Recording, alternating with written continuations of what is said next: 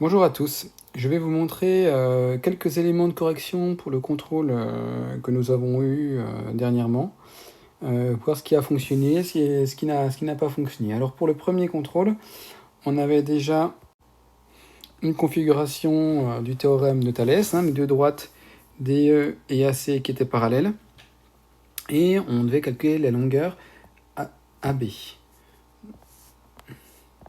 Alors oui, il fallait utiliser le théorème de Thalès, donc il fallait bien voir que j'ai un petit triangle ici, d'accord, et qui est emboîté dans un plus grand, là, donc ABC.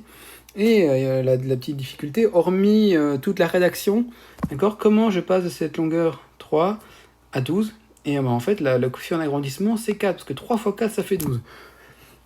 Et du coup, pour avoir la grande longueur AB, je fais pareil, je fais 5 fois 4, ce qui me donne 20. Et pour obtenir, donc là, j'ai deux longueurs qui sont proportionnelles, donc combien fois 4 égale 28? Eh bien, ça me donne 7. Pour l'exercice 2, alors il fallait bien observer la figure. Je vous demandais par quelle transformation passe-t-on de la figure 1, qui est ici, à la figure 2. Alors, et donner ses caractéristiques. Donc la transformation, c'est une rotation, on l'avait travaillé en classe, d'accord, qui nous permet de passer de la figure 1 à la figure 2, et elle a trois caractéristiques, la rotation. Le premier, c'est son centre, qui est B, le centre B. Après, il faut me donner la mesure d'angle ici, qui me permet d'aller de la figure 1 à la figure 2. Alors pour cela, il fallait compter le nombre de triangles que j'avais, donc j'en ai 1, 2, 3, 4, 5, 6, 7, 8, 9, 10, 11, 12, 13, 14 et 15.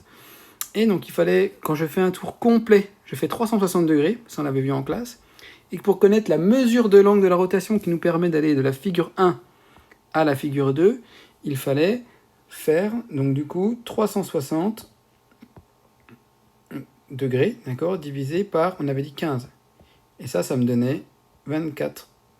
Donc ça, c'était la mesure d'angle de la première rotation. Et il fallait donner un sens. Dans quel sens je vais? Donc là, je vous l'ai indiqué avec ma petite flèche ici. D'accord? Je vais dans quel sens? Là, dans le sens des aiguilles d'une montre ou dans le sens horaire. Donc, il fallait du coup me donner le centre B, rotation de centre B, dans le sens horaire et la mesure d'angle 24 degrés. Pour ce qui est de la deuxième, il fallait passer de la figure 1 à la figure 3. Donc ce coup-ci, ma rotation, elle va de là jusque là. Donc le centre est toujours le centre B, ne bouge pas, deuxième question. Par contre, ici, eh ben, il fallait trouver en fait, donc je fais combien de sauts? 1, 2, 3. Donc je fais pas 24 degrés, donc je fais 3 fois 24. Et le sens, c'était le sens anti-horaire. Pour ce qui est de l'exercice 3, exprime le nombre 17 comme un produit de nombres impairs. On l'avait vu en classe. Un nombre impair, il s'écrit 2 fois un nombre n plus 1. Ça, c'est un nombre pair, parce que 2 fois n, c'est un nombre, on l'écrit comme un nombre pair, plus 1, donc il sera forcément impair. Et du coup, il fallait l'écrire 2 fois 8 plus 1. Pour le 47, on nous demandait de l'écrire comme la somme de deux nombres entiers consécutifs. La somme, c'est une addition. Deux entiers consécutifs, ça faisait 47 égale 23 plus 24. Pour ce qui est du dernier exercice, alors on pouvait essayer avec plusieurs exemples. Donc, par exemple, je pourrais prendre la somme de deux nombres impairs est impair, donc je prends 5 plus 7. Donc j'ai deux nombres qui sont impairs, 5 est un nombre impair, 7 est un nombre impair. La somme des deux, ça nous fait 12, et c'est un nombre pair. Je pourrais prendre plusieurs exemples, et je voyais que ça fonctionne à chaque fois. Après, maintenant, je me pose la question, mais comment faire pour me le montrer tout le temps? Et là, qu'est-ce qu'il fallait utiliser? Le calcul littéral. Donc il fallait prendre un nombre impair quelconque, donc celui-là, par exemple, que je vais appeler 2 fois n plus 1. J'en prends un autre, que je vais appeler 2m plus 1, et je fais la somme des deux, et je regarde ce qu'il se passe. D'accord? Je regroupe ensemble, et ben là, je vous laisserai un peu réfléchir pour savoir qu'est-ce qui va se passer, comment je vais faire pour trouver que ce nombre, on obtient bien un nombre impair. Alors, pour l'exercice suivant, on écrit sur les fonctions, on travaille sur les fonctions, voilà, donc on a une forme algébrique 5x moins 10, et je vous demande l'image de 4. Alors ça, c'est une question relativement simple, alors il faut juste savoir comment fonctionner. Ben, je remplace x par 4, Donc si j'ai 5x moins 10, ça va me donner 5 fois 4 moins 10.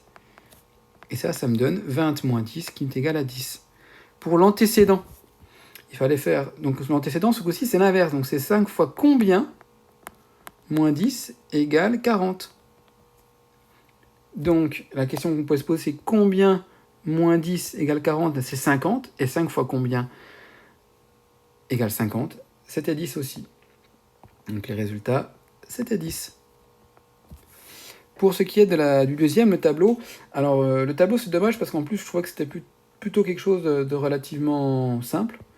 Donc on vous demandait l'image de 7 par la fonction h. Alors l'image c'est le nombre à l'arrivée, d'accord? Donc le nombre de départ, si le nombre de départ est 7, l'image c'est 2. Donne un antécédent de 2, eh ben, j'aurais pu mettre par la fonction f, donc j'aurais pu mettre effectivement 7, j'aurais pu mettre aussi moins 1.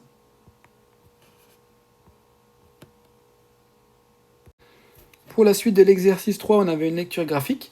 Donner l'image de 2 par la fonction g.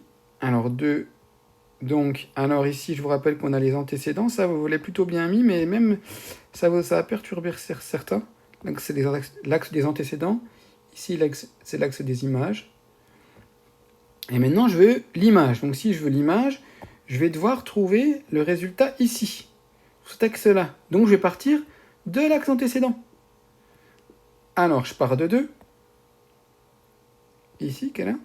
Et je descends jusqu'à croiser la courbe. Et je croise la courbe à combien? À moins 4.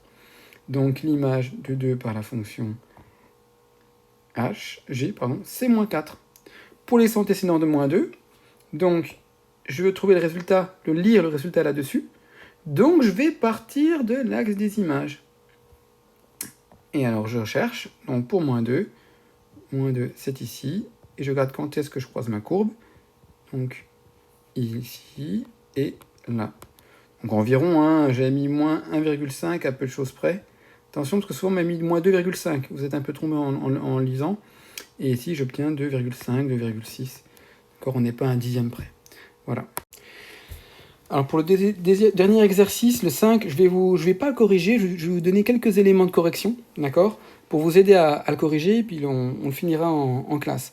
Ce qui vous a vraiment perturbé, c'est ça, montrer que ED égale 1,60 m. Ça arrive souvent au brevet, on pose souvent cette question-là au brevet, c'est-à-dire que montrer que cette longueur-là, elle fait 1,60. Et souvent, vous êtes parti de ça, du résultat, pour essayer de le trouver. Non, il faut trouver que ça fait 1,60. Vous avez été très perturbé par ça.